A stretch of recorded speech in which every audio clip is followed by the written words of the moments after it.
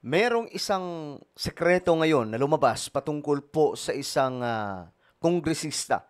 Ito po ay si dating House Speaker Martin Romualdez. Patungkol po sa kanyang bata. Ngayon, mga sangkay, sino nga ba ito at ano ang ugnayan nito sa kanya? Kasi nga po, pinasabog po ito ng media.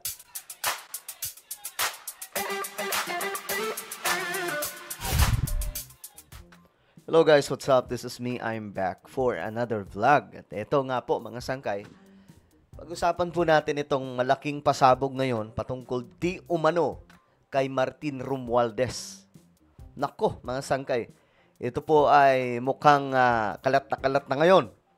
Pag-usapan natin to guys. Anyway, before tayo magsimula sa mga hindi pa po dyan nakakapag-subscribe sa ating YouTube channel, tayo po ay eto, 1.58 million subscribers na. Padami po tayo ng padami.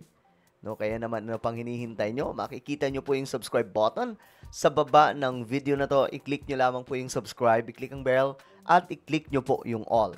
Sa mga nanonood naman po sa Facebook, syempre guys, i-follow nyo po yung ating Facebook page. Okay, masyadong to ngayon mga sangkay. Kalat na kalat itong balita. Ito kasi yun, bata di umano ito ni Romualdez, tumiba daw po sa Palawan. Nako, mga sangkay, ito na nga ba ang sinasabi nating lahat mga sangkay? Sino itong bata kaya ni Romualdez? Well, basahin natin.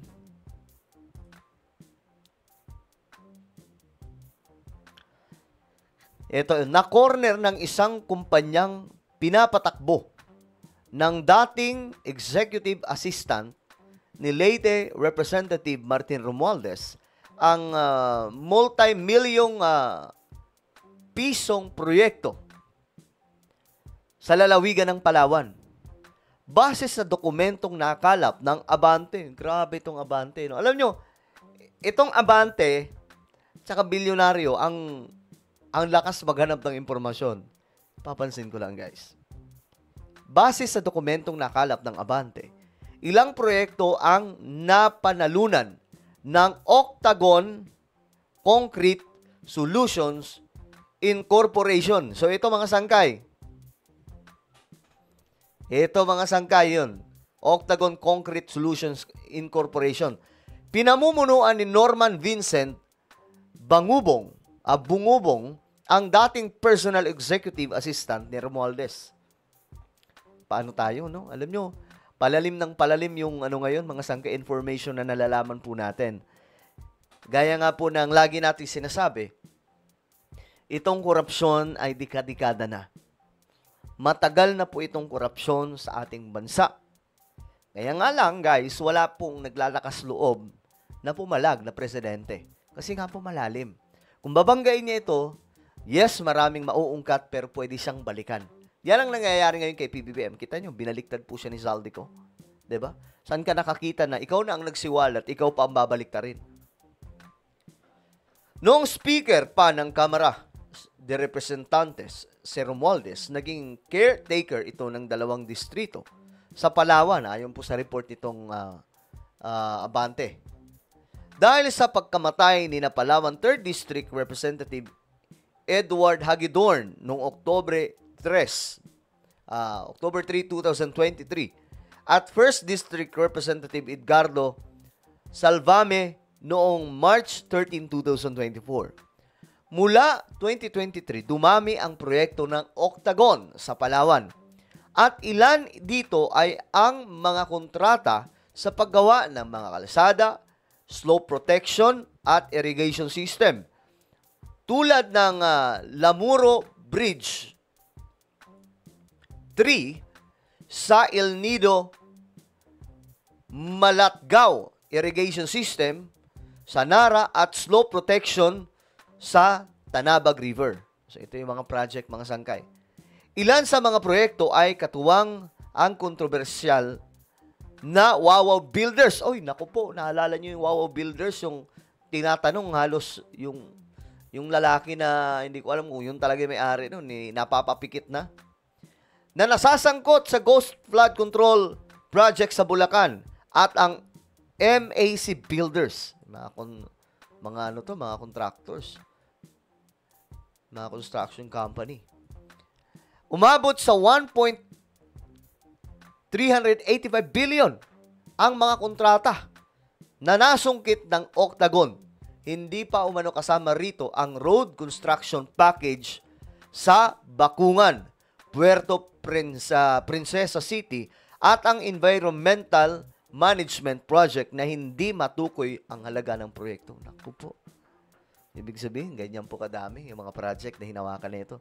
Kaya nga, alam nyo, kailangan po talaga hindi lang maimbestigahan ang flood control. Guys, yung mga kalsada, malala pa po ito. Maraming kalsada ang pinaglalaruan nitong mga nasa DPWH at mga kontratista. Kaya naman mga sangkay, kailangan din po maimbestigahan.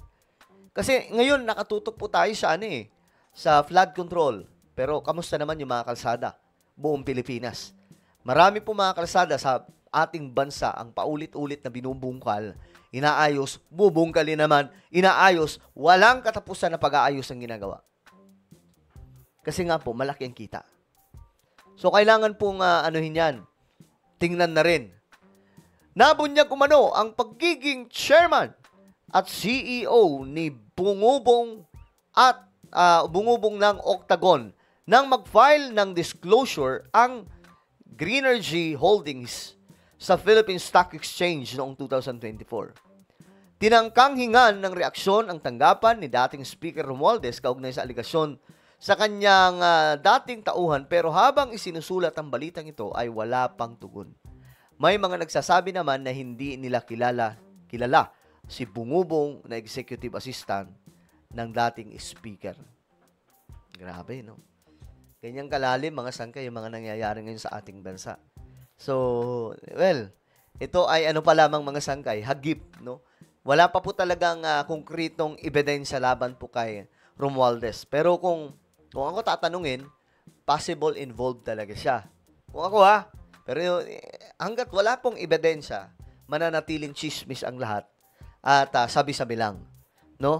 Kailangan talaga ng ebidensya. Halimbawa, kagaya kay Zaldi ko, may mga ebidensya talaga. So, kailangan din po dito kay Martin Romualdez, maisa lang talaga yung ebidensya.